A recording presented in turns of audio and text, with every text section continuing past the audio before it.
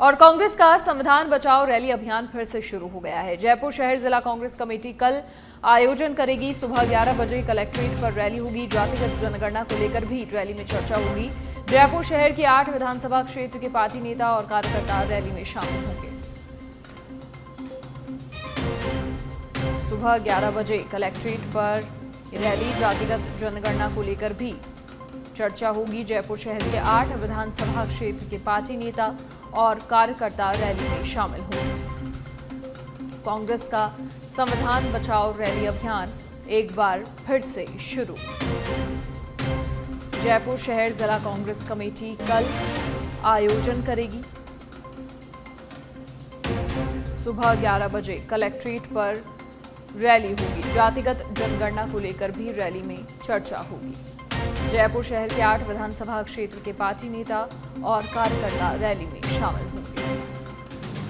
कांग्रेस का संविधान बचाओ रैली अभियान फिर से शुरू।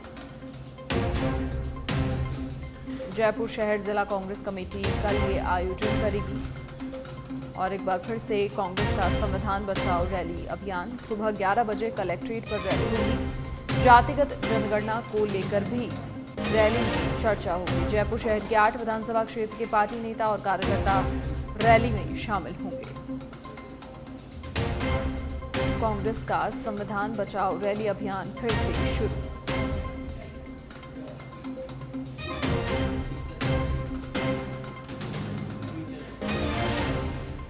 सुबह 11 बजे कलेक्ट्रेट पर यह रैली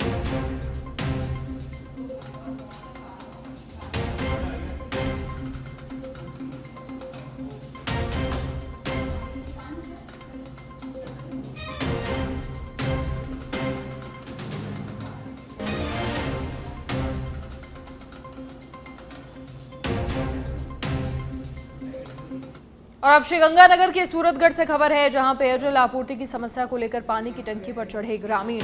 राजियासर थाना इलाके के गांव करड़ू में पानी की टंकी पर 4 ग्रामीण चढ़ गए। पेयजल की समस्या से जूझ रहे सूरतगढ़ उपखंड के अधिकांश गांव के ग्रामीणों ने जलदाय विभाग पर मनमानी का भी आरोप लगाया है।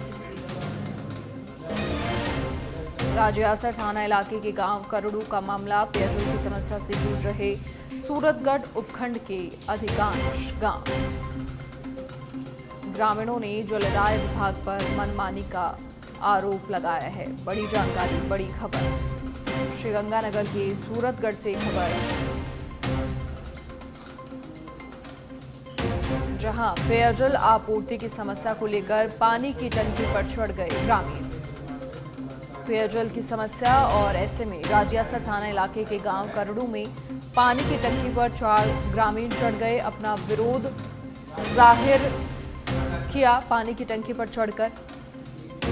बड़ी खबर, बड़ी जानकारी, ग्रामीणों ने जलदाय विभाग पर मनमानी का आरोप लगाया है।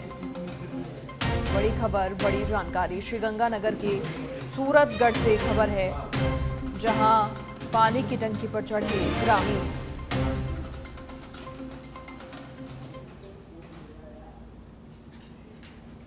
शिक्षक पंचायती राज विभाग मंत्री मदन दिलावर सड़क मार्ग से श्रीगंगानगर के सूरतगढ़ पहुंचे हैं, जहां पर बीजेपी कार्यकर्ताओं ने शिक्षा मंत्री का स्वागत किया है। आपको बता दें कि अब मंत्री राजकीय उच्च माध्यमिक विद्यालय नंबर 11 के नवनिर्मित भवन का उद्घाटन करेंगे, जिसके बाद दोपहर 2 बजे रेडियो मस्ती श्रीगंगानगर के स्टूडियो का विजिट करेंगे और सेठ जीएल बिहाणी कॉलेज ऑडिटोरियम में घुमंतु जातियों के परिवारों के साथ भी संवाद करेंगे।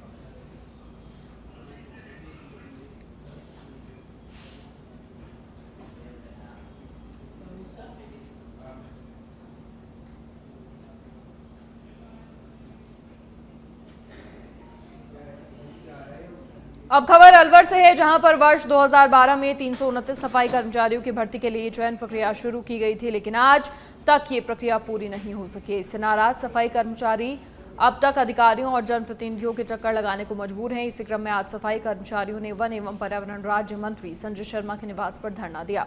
सफाई मजदूर संघ के जिला अध्यक्ष कैलाश कुमार ने बताया कि वर्ष 2012 से अब तक लगातार विभागीय अधिकारियों से गुहार लगाई जा रही है, लेकिन कोई समाधान नहीं हुआ है।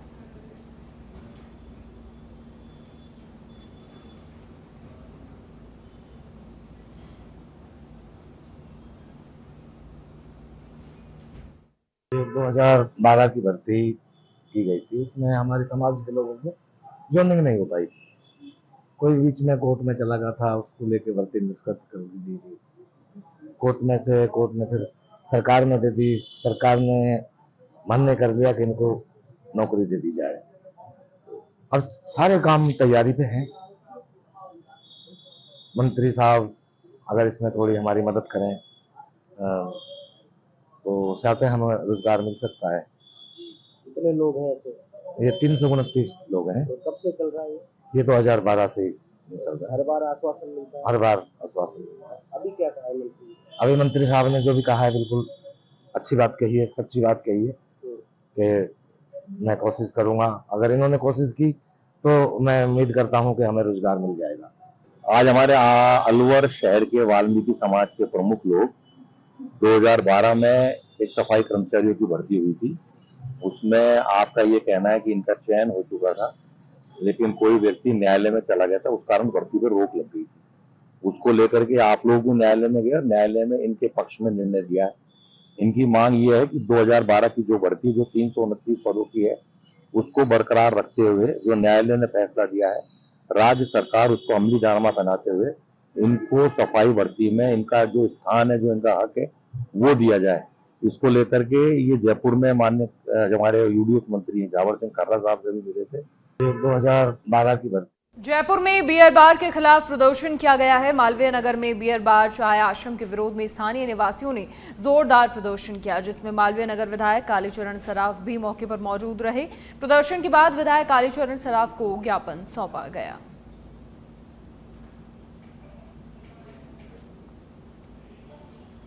खैरथल थाना क्षेत्र के गांव खिड़ची नांगल में एक 9 महीने का बच्चा गर्म दूध से झुलस गया। जानकारी के अनुसार बच्चा घर में खेल रहा था और गलती से एक जग में रखा गर्म दूध अपने ऊपर गिरा लिया, जिससे वो गंभीर रूप से झुलस गया। परिवारजन तुरंत उसे सामान्य चिकित्सालय लेकर पहुंचे, जहां उसे भर्ती कर उपचार शुरू कर दिया गया है। चिकित्सकों के अनुसार अनुज का शरीर काफी हद तक झुलस गया है और उसकी हालत गंभीर बनी हुई है। फिलहाल डॉक्टर दूध से कैसे? ये पकड़ के खींच लिया इसने। किसमें रखा था? मयूर जग में। अच्छा, कब की बात है? ये परसों रात 9 बजे की। यहाँ कब लेके आए? यहाँ परसों लेके आए थे 11-12 बजे से। अच्छा, तो कौन से गाँव का? नहीं ये बच्ची के नाम कहाँ पड़ता है? यहीं पे पड़ता है, खैरथल सूर्य को रामपुर डाल। पहले वहाँ ले गए अस्पताल? हाँ पहले खैरथल ले गया था। बच्चे के पिता का क्या नाम है? राहुल। ये जल गया। दौसा जिले के सिकराय में माता पिता की मौत के बाद 3 मासूम जिंदगी की जंग लड़ रहे हैं। जर्जर मकान में माता पिता के बिना तीनों मासूम अपनी जिंदगी गुजार रहे हैं। 15 साल की मोनिका, 7 साल का अंशु और 3 साल की खुशी बिल्कुल अकेले हैं। पिता ओम प्रकाश की साल 2023 में मौत हो गई थी। मां पूनम अप्रैल 2025 में कैंसर के चलते गुजर गई और इन बच्चों की देखभाल करने वाला अब कोई नहीं है। राशन के नाम पर कभी 10 किलो गेहूं मिल जाते हैं। पालनहार योजना केवल 6 महीने ही चली और फिर बंद हो गई। ऐसे में इन बच्चों को सरकारी मदद और भामाशाहों की मदद का इंतजार है। ये हमारी जानकारी में नहीं आया। अगर ऐसा कोई मामला है तो उसका संज्ञान लेके जो भी नियम से उनको सहायता मिलेगी विभाग द्वारा। पापा को 3 साल हो गई मरे हुए। पापा के पथरी थी, जिस कारण उसकी मौत हो गई। ऑपरेशन करवाया था, जो ऑपरेशन करवा के बाद में जाने क्या हुआ, जो खत्म हो गई। मम्मी का कैंसर था, मम्मी की आती थी पेट से, वहाँ पेट में, जब खत्म हो गई अभी हुई है। पैसे भी नहीं थे और अब हमें खाने पीने की और रहने की, कपड़े की परेशानी हो।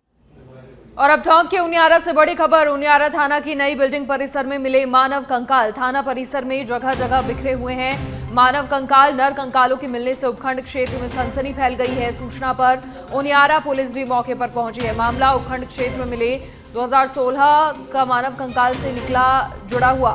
पुलिस ने मानव कंकाल के टुकड़े को सुरक्षित माल खाने में रखवाया है। थाना परिसर में जगह जगह बिखरे हुए हैं मानव कंकाल।